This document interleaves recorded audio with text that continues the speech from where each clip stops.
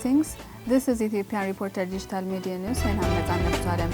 Here are the headlines. Calls mount for federal government to focus on Afar.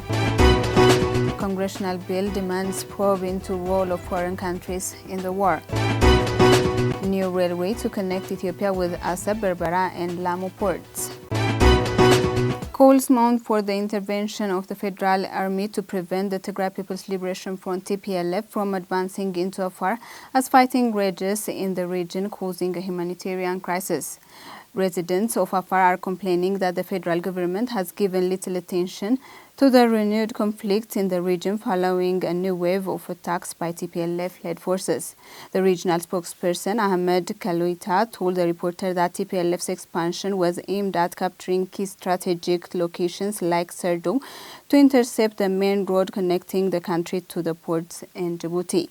According to Ahmed, the Afar security forces, both the parliamentary and local militia, are battling to repel the TPLF army.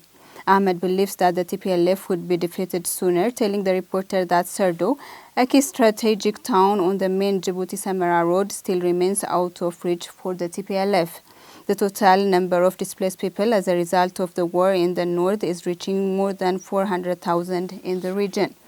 Ahmed indicated that the regional government desperately needs urgent support from the federal government and aid agencies for the reconstruction work in the region. Similarly, according to the residents of Obo and Weldia towns, there is a growing tension in fear of new conflicts breaking out in the Raya front. According to these sources, many people are forced to leave their homes and flee to neighboring Amhara region following the TPLF's continuous insurgency in recent weeks. The reporter's sources indicated that there is an escalated threat and tension in Waja and Muga areas bordering the Tigray and Amhara regions. A source who wants to remain anonymous said he is kept from Alamata town because of death threats.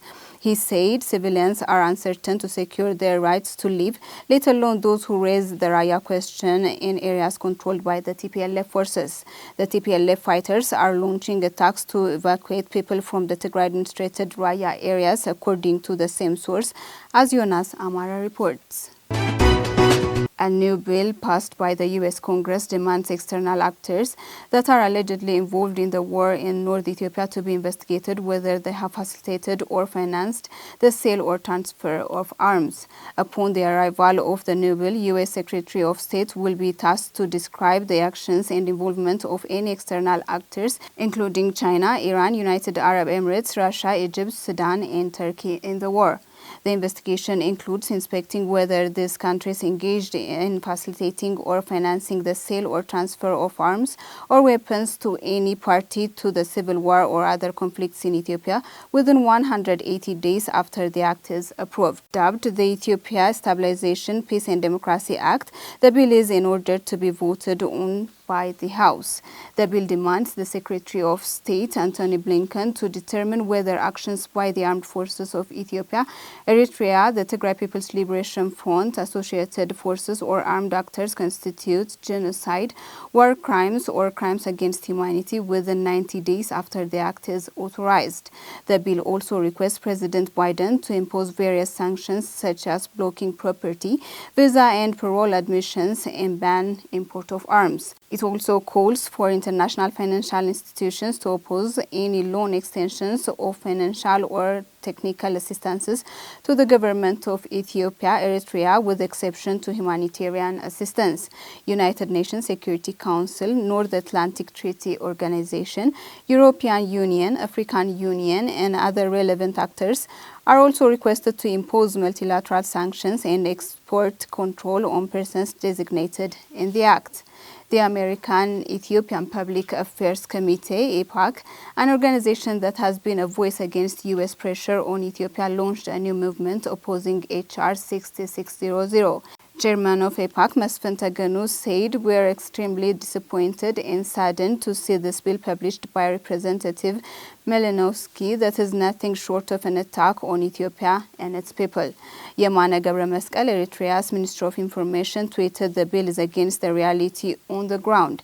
H.R. 6600 bill adopted by U.S. House Foreign Affairs Committee is an effort to Africa AU Summit resolution that objects to extraterritorial nature and condemns unilateral coercive measures against any member states.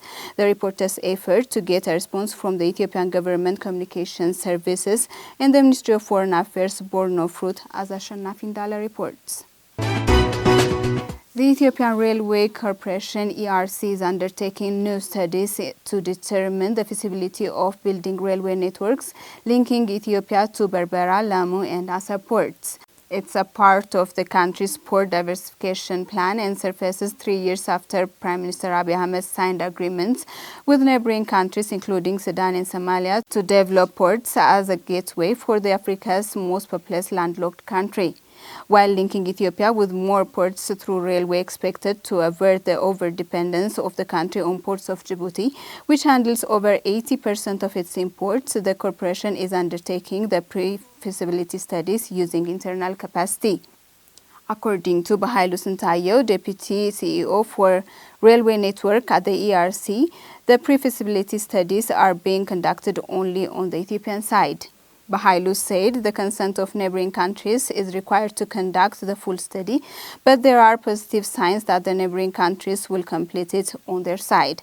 Financially, the corporation has already secured financial pledges, including the Italian government's promise to finance the Ethiopian railway project. In the case of Berbera Port, there are promises made from the African Development Bank and the French government, as Ashanaf Indala reports. That was all for today. For more information, please visit our website, thereporterethiopian.com. Thank you for watching.